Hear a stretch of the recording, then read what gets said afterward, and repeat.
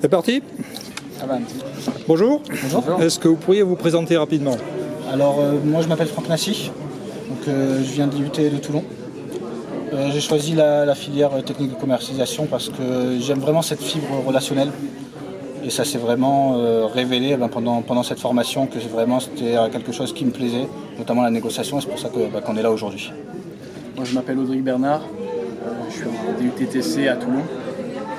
Et si j'ai choisi le DUTTC, c'était vraiment parce qu'on touche vraiment à tout.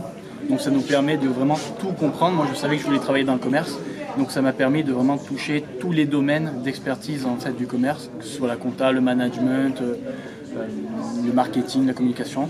Donc c'est vraiment quelque chose qui touche en ensemble. Donc cette formation ne va pas traumatiser? Non. Bien au contraire, elle a été très très enrichissante. On a eu vraiment de très bons professeurs. D'ailleurs on leur remercie, qui nous ont permis d'acquérir des compétences, que ce soit théoriques, que ce soit aussi sur la pratique. C'est ça aussi ce qui est bien dans cette formation, c'est qu'il y a de la théorie et de la pratique. On mélange vraiment les deux en fait. On voit un aspect d'abord théorique pour nous apprendre et ensuite on met ça en pratique dans des simulations, des mises en situation.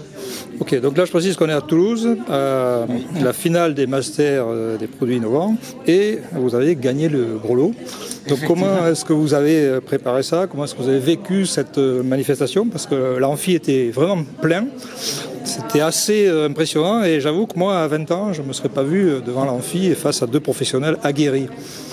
Donc en fait, toutes les personnes qu'il y a autour, je pense que la meilleure chose à faire, si je devais donner un conseil, c'est vraiment de les oublier, de s'imaginer dans un cadre, de se dire il n'y a personne, il y a juste moi et l'entreprise qui est en face, et vraiment de les oublier et de faire la passe dessus, parce que sinon, si vraiment on se focalise sur ça, je pense que ça peut poser problème et ça peut se voir dans la phase de négociation.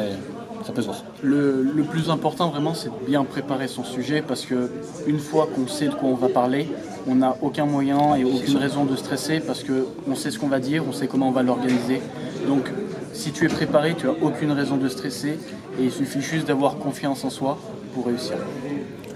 Alors moi, il y a quelque chose que j'ai apprécié, d'autant plus que j'enseigne des stats, c'est qu'une bonne partie de l'argumentation elle était quantitative et que finalement l'argumentation sur le prix au kilomètre, aux 1000 km, elle était quand même bien amenée et elle était béton, quoi. Voilà, on sait qu'en fait, vraiment maintenant, on regarde d'abord le prix, on regarde d'abord les chiffres, combien ça peut nous rapporter, combien on peut perdre.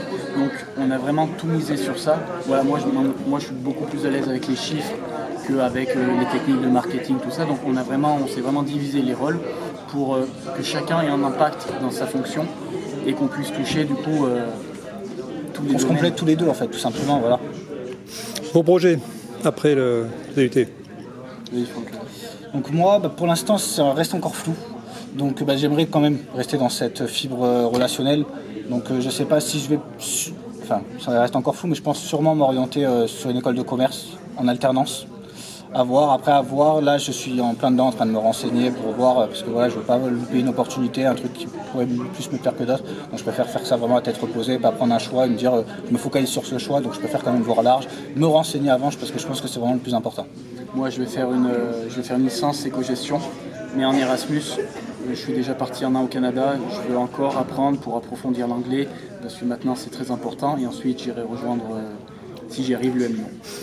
Bon, dernière question, vous savez qu'actuellement c'est Parcoursup. Qu'est-ce que vous pourriez dire aux candidats pour les convaincre de venir postuler en